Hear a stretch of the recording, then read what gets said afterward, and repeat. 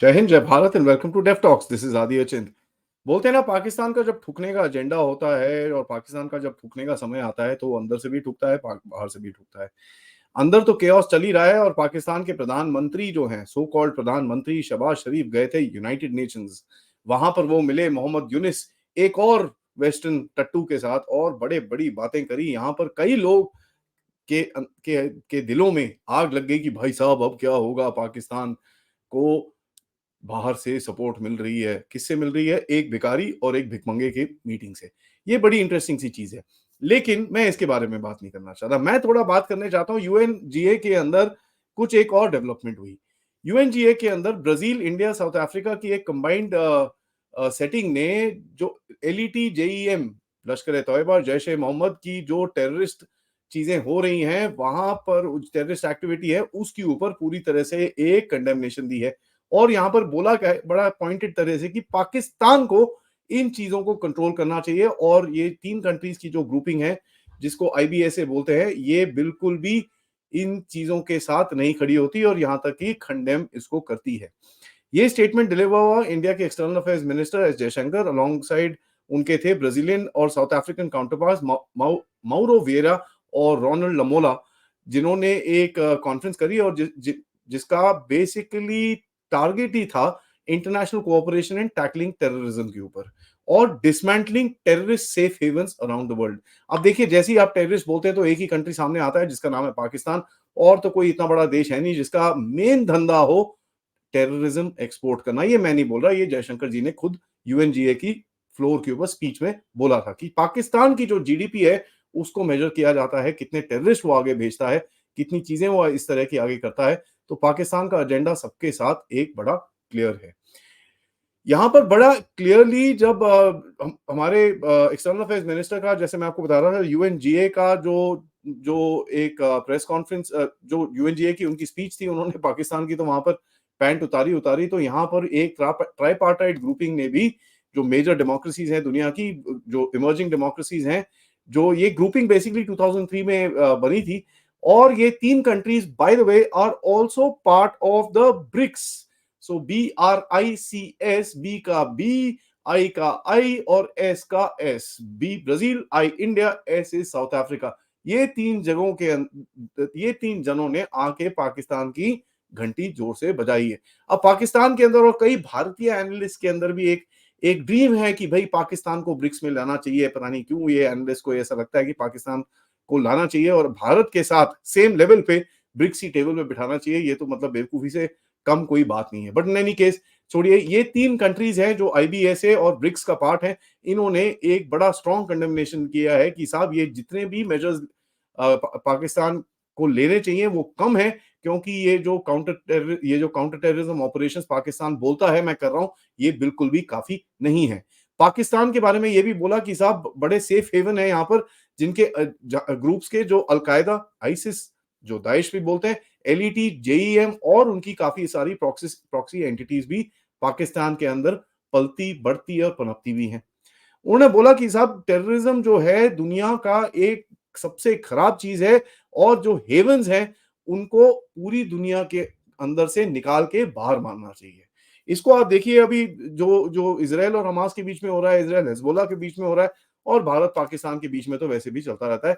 तो इसको उस कॉन्टेक्स्ट के अंदर आपको थोड़ा देख, तो ये बहुत ही इंटरेस्टिंग डेवलपमेंट है कि यहाँ पर ये आया। और देखिए, यहाँ पर एक भारत का जो स्टैंड है इस जगह के अंदर, यहाँ पर तो बड़ा बड़ा क्लियर है, क्योंकि भारत के होम मिनिस्टर साहब ने थोड़े टाइम पहले एक स्टेटमेंट दिया था कि साहब पाकिस्तान जो एक टेररिस्ट सेफ हेवन है, उसके साथ कोई बात पूत करने नहीं वाली जब तक टेररिज्म पूरी तरह से खत्म नहीं हो जाता है, जो हो नहीं सकता। अगर टेररिज्म खत्म हो गया तो पाकिस्तान खुद ही खत्म हो जाएगा। तो बेसिकली अमित शाह साहब यही बोल रहे थे कि भाई पाकिस्तान को खत्म करना पड़ेगा फॉर ऑल टुगेदर। ये जो तीन मिनिस्टर्स बैठे थे बात करने के लिए, इन्होंने बोला कि साहब स्ट्रॉन्ग एक्शंस होने चाहिए जितने भी यूएन लिस्टेड टेररिस्ट हैं और टेररिस्ट एंटिटीज हैं और जो स्टेट्स हैं जो इन एंटिटीज को पनपती हैं, बढ़ने देती हैं और इनको आगे लेके जाती हैं as their foreign policy. As a matter of fact, ये स्टेटमेंट में और बोला गया कि जितनी भी फाइनेंशियल सपोर्ट इन टेररिस्ट नेटवर्क्स को मिलती है, जो स्टेट देते हैं, उनको रिस्पॉन्सिबल करना चाहिए and they must be held responsible on the world stage. वो हमको पता है होगा नहीं, क्योंकि जब तक अमेरिका उसको लिक्विड ऑक्सीजन में रखेगा तब तक तो ऐसी कोई चीज होने नहीं वाली, ये तो हमको सबको पता ही है।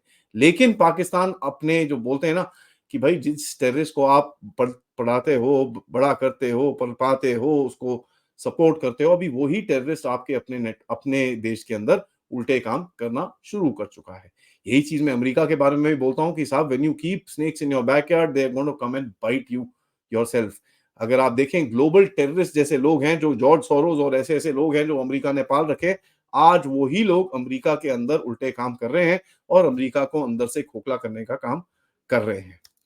ये 3 कंट्रीज ने ऑल्सो बोला कि साहब जो इंडिपेंडेंट फॉरेन पॉलिसीज होनी चाहिए, वो दुनिया में अपनी अपनी देश की अपनी फॉरेन पॉलिसी रहनी चाहिए, और एक जो भारत का रोल है कलेक्टिव वॉइस बनता हुआ ग्लोबल साउथ का, उसको अप्रिशिएट करते हुए ये 3 कंट्रीज ने बड़ा क्लियरली एक स्टेटमेंट दिया है।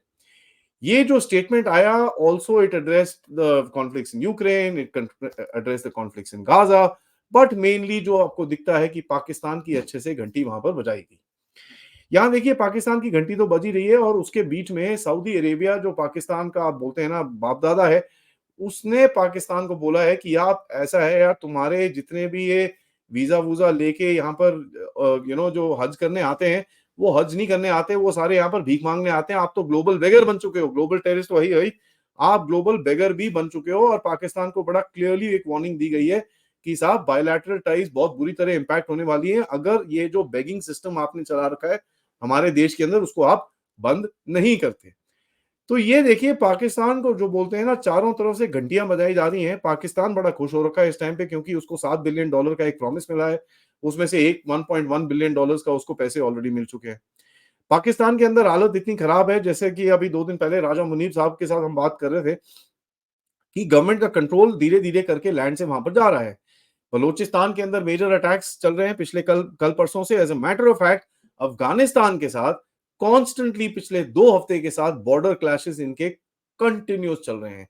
और यहां पर मैं अफगानी तालिबान को बड़ा शुक्रगुजार हूं कि आप पाकिस्तान को अच्छे से ठोके, प्यार से ठोके, और हमारी पूरी सपोर्ट के साथ ठोके। कोई कुछ चाहिए तो आपको पता ही है कहां फोन करना है, क्या क्या करना है, वो आप कर लीजिए। और पाकिस्तान को अच्छे से एक जरा सबक सिखाने का काम अफगानिस्तान को जरूर करना चाहिए।